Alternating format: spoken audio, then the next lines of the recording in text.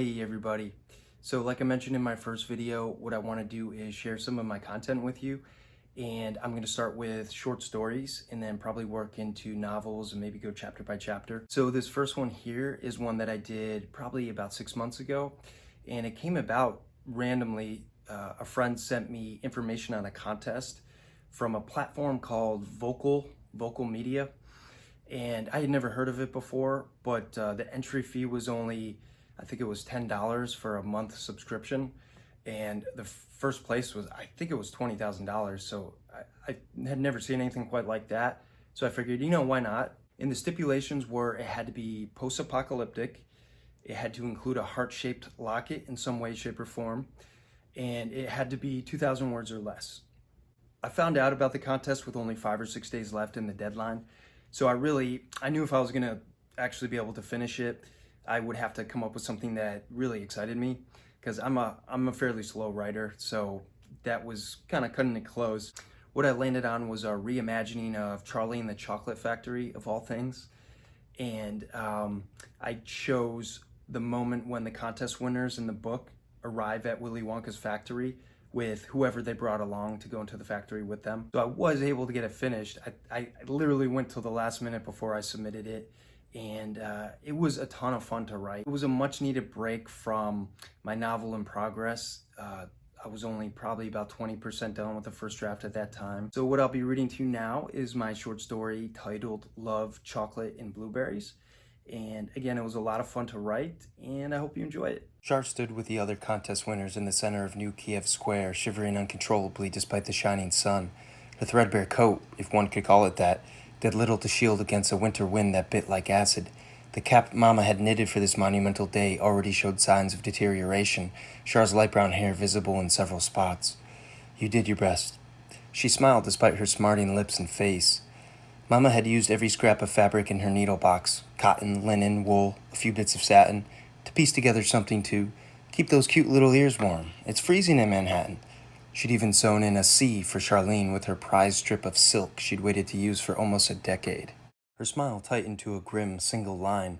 Yes, she'd wanted her locket to be one of the 5 that world-renowned jeweler Jürgen Wetzeldorf desperately sought more than she'd wanted anything before.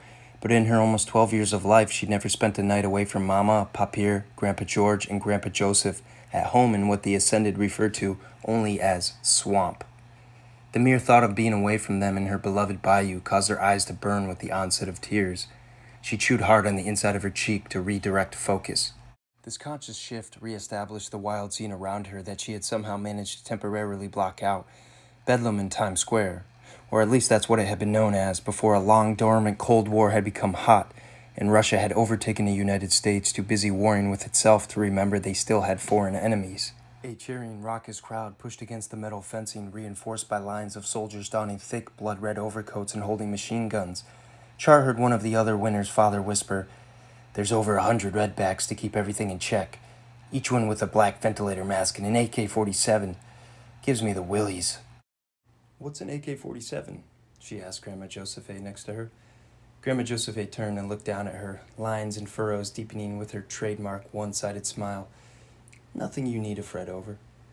Char breathed in her perfume, a truly enthralling blend of soft vanilla and freesia, dipped in honey with the slightest prickle of smokiness. Pepper, maybe. Grandma Josephe didn't know either. It was a scent passed down to every daughter in her family, but since her one child had been Papier, it had gone to Mama. Cameras flashed while reporters spoke to live audiences all over the world.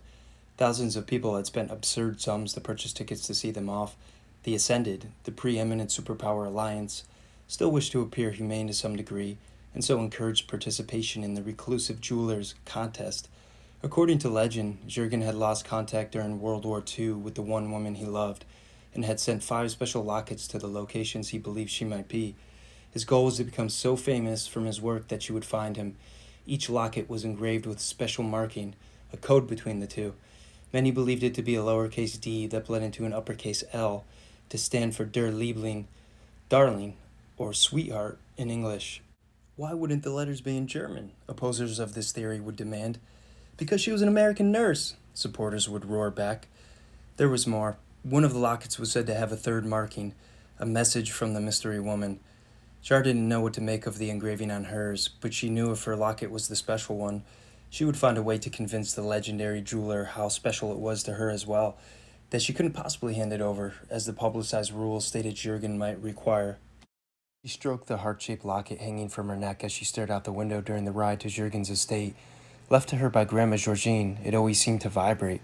Probably just her imagination, but part of her believed it to be Georgine's spirit, her energy, her voice from wherever she was now, reminding Char as she so often did that life is a short time, but love is timeless. The crowd didn't fall to Jurgen's vast property, but the cameras did.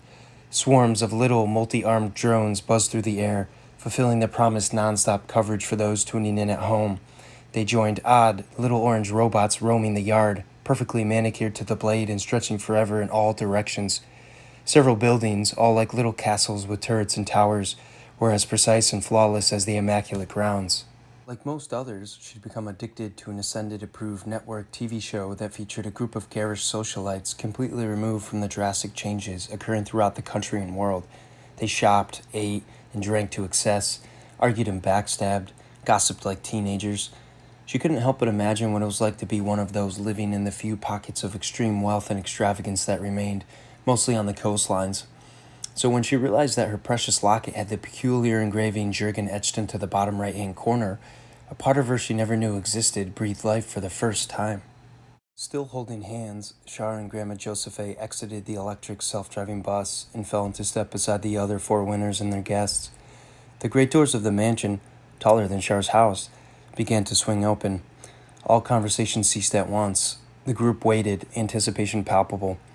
From inside the threshold, however, stepped not Jurgen, but a tall woman with large, vivid blue eyes. She looked to be around 50 years old, streaks of white in her thicket of wild black hair. Her tight, prune-colored pantsuit highlighted her slenderness. She halted at the topmost step, both gloved hands resting on the shining, silver-topped cane planted in front of her. A brief silence, then she smiled, widely. Char immediately thought of the wolf in Little Red Riding Hood. "What big teeth you have." "Who are you?" said Veronica Pepperstein, the hotel chain heiress winner from old Los Angeles. Arms crossed, head tilted, she glared and tapped her foot. "Ah," the woman said. She sprang lightly down the steps like a cricket from leaf to leaf. "Miss Pepperstein, I presume." "That's right," Veronica said. The woman turned to the group. "Miss Pepperstein poses a very fair question. Who am I?" Another silence. "Well," Veronica Pepperstein persisted. The woman smiled wider somehow. "I am Jurgen Wetzeldorf's daughter, Matilda." "Where's Jurgen?" asked Mike Tiviano, the sitcom star winner. "Another excellent question," Matilda beamed at him. "As you all know, my father is very old and rather ill. I will conduct the inspection and tour while he rests up for tonight's big feast." A considerable amount of murmuring followed. Matilda continued to beam. "Why don't we nip that first bit of business in the bud?" Her bulging eyes swept the group. "You!" She pointed at an exceptionally massive blonde woman with her cane, the silver top a snake's head, Char now noticed. "You must be the talented Canadian blueberry pie-eating champion I've seen all over the news, yes?" "I am Austrian. Augustina Gruber, owner and operator of the most successful chocolate company in Europe." She drew herself up. "What is this blueberry?" Matilda raised an eyebrow. "My apologies." "I'm the pie-eating champion." A willowy teenager with blue-dyed hair dressed in all black stepped forward. "Here you go." She held out her wrist, around it a bracelet from which dangled a silver heart. Char saw an odd look come over Matilda's pale, gaunt face, though she couldn't place it. "I see you modified my father's design." Matilda didn't mask her displeasure. "Yeah, I thought it looked way cooler like this." "Violetta Buford, I presume." "Yeah, that's me." Matilda looked at her as if she were a nasty slug before taking the heart between her index finger and thumb. She examined both sides several times, then turned back to Augustina Gruber. "Miss Gruber, how about you go next?" The sizable Austrian leaned forward. Like Char, she wore the locket as a necklace.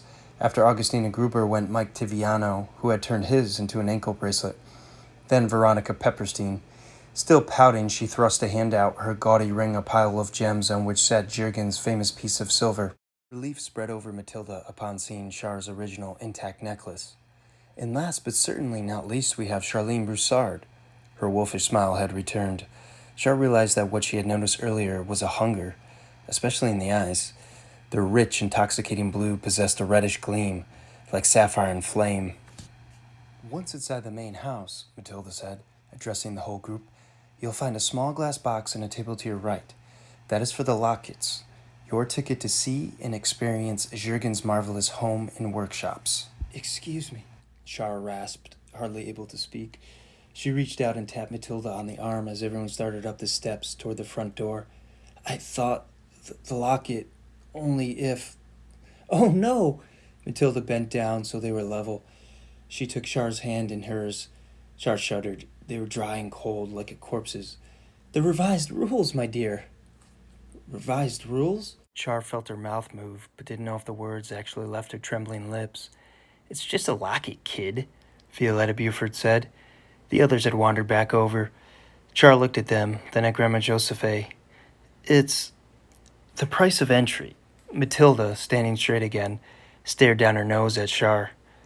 Well, she added a second later. A few of the others snickered.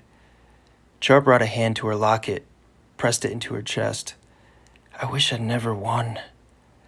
The laughter grew, reverberated off the paved drive and stone fountain, echoed through the impressive arches and inside the doors of Jürgen Wetzeldorf's mansion.